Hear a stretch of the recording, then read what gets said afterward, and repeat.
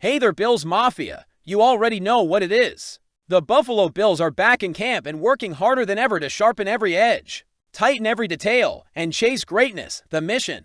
One thing only, bringing that Lombardi trophy home to Western New York. And if you're fired up for another deep playoff push, make sure to smash that like button, subscribe for exclusive Bills updates, and turn on those notifications because we've got some great news that Josh Allen is definitely smiling about today. Let's dive in.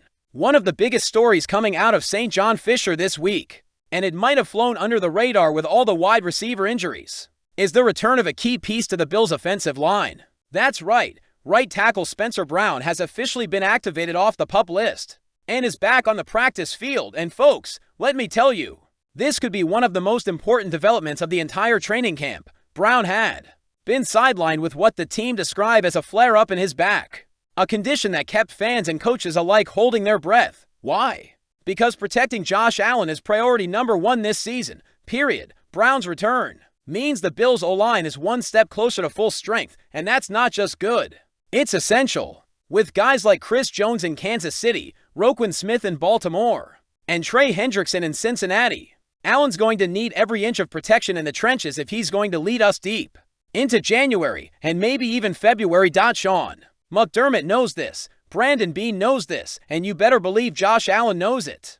Now let's not sugarcoat it. As incredible as Josh is, he's taken some punishment in recent seasons. His play style is electric, no doubt. We love the hurdle attempts, the scrambling darts, the stiff arms, but they come at a cost. Last season alone, Allen completed over 63% of his passes for nearly 3,800 yards, tossed 28 touchdowns, and added another 12 scores with his legs. 12. That's not normal. That's elite. But those 120 for rushing attempts also mean 120 for more hits on your most valuable player. If Spencer Brown can stay healthy, it's not just about keeping Allen clean in the pocket.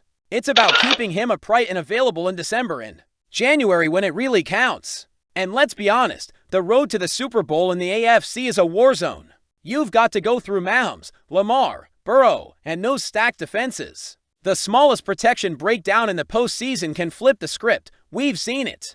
Here's where things get real. Just having Brown back is one thing, but can he stay on the field? That's the question. Back issues are tricky. Ask any lineman in the NFL once you've got a lingering back problem.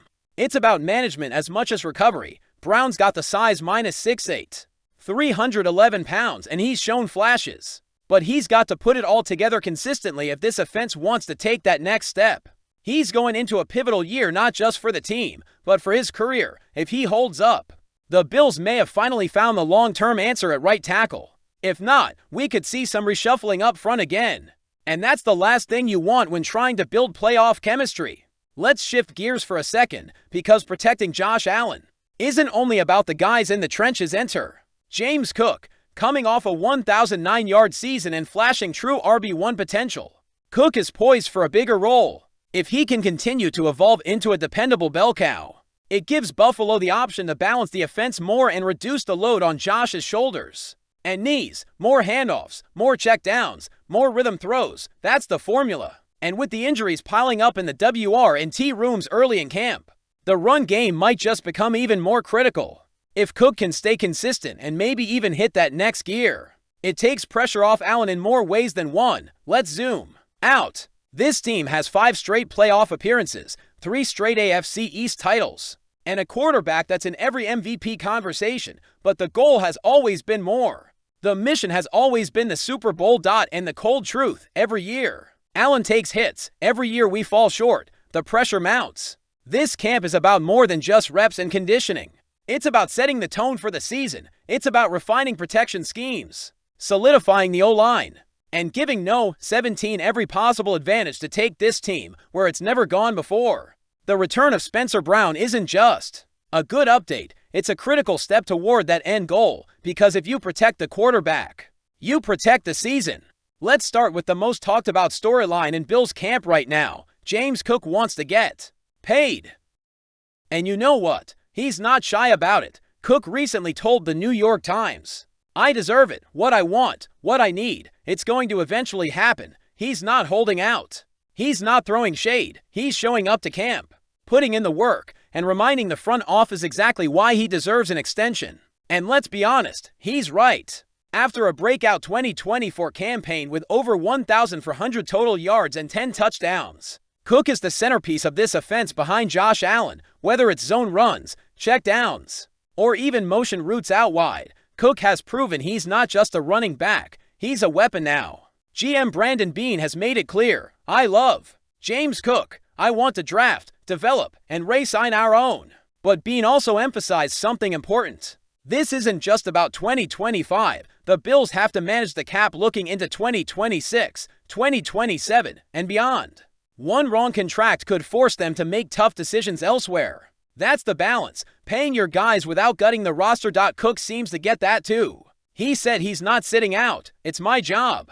I've got to participate so I won't get fined, show them I'm ready to go, and earn what I've got to go get. That's a team-first mindset. And it earns a lot of respect in the locker room, but make no mistake, he also made it clear, wherever it happens, it's going to get done. So is there a possibility he gets paid elsewhere in 2026? Let's hope not, but it's the NFL, and if Buffalo doesn't step up, someone else will. Now, let's talk about the wide receiver room. Brandon Beane gave us a little light at the end of the tunnel. This week, he said that Elijah Moore could be back as soon as Thursday or Friday. That's huge for the offense, especially as Josh Allen continues building chemistry with Keon Coleman, Khalil Shakir, and Josh Palmer. As for Curtis Samuel, Beane says he's not that quick, but sooner rather than later. That's not ideal, but the Bills are playing it smart. With a deep receiver battle unfolding, it's better to let veterans heal fully than rush them back in August. Let's shift gears real quick to the Dolphins, because they might just be brewing something scary in their secondary. Second-year CB Cam Smith is reportedly turning heads at camp. Veteran corner Kader Kohou told Dolphins Wire he hasn't played up to his standards, and he knows that, but now he's more focused, his body looks better, and he's locked into the playbook. Smith was a data draft pick who didn't live up to expectations in 2024. But if he levels up in 2025 and pairs with Jalen Ramsey and Jevon Holland, that's a serious problem for AFC East quarterbacks. Also, Dolphins HC Mike McDaniel confirmed safety Ashton Davis suffered a non-contact injury. But luckily, it's not season-ending. And leave it to the Patriots to keep things unconventional. New linebacker Robert Spillane is apparently training blindfolded. You heard that right. He developed his own eyes-closed training regimen to build spatial awareness and confidence. He even walks backwards up hiking trails with a blindfold. Patriots teammate Christian Ellis said, when he told me that, I was like, this has to be a joke.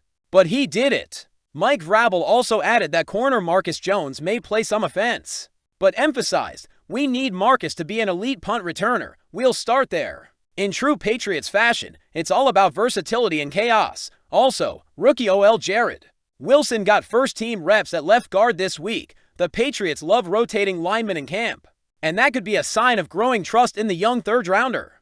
Back to Buffalo, and this is where things get interesting. Rookie cornerback Maxwell Hairston went down earlier this week with what initially looked like a serious knee injury. Fortunately, it turned out to be just an LCL sprain. He'll miss a few weeks, but it's not season-ending. That opened the door for fellow rookie Dorian Strong, who was drafted in the 6th round out of Virginia Tech. Bills defensive coordinator Bobby Babich didn't mince words. We don't flinch. Next man up. Dorian's going to get more reps. Strong is no stranger to being overlooked. He had 7 career interceptions, 28 passes defensed, and was named third-team All-ACC last year. In 2024 alone, he notched a picks, 6 PBS, and 30 tackles.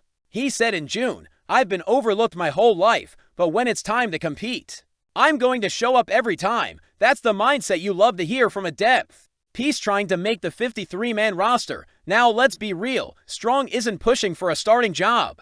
That battle is between Christian Benford and Tre'Davious White, who returned to Buffalo this offseason. But if Strong continues to shine with extra reps, he might just earn a roster spot or even stash on the practice squad. Either way, this is the kind of training camp moment that defines a player's career.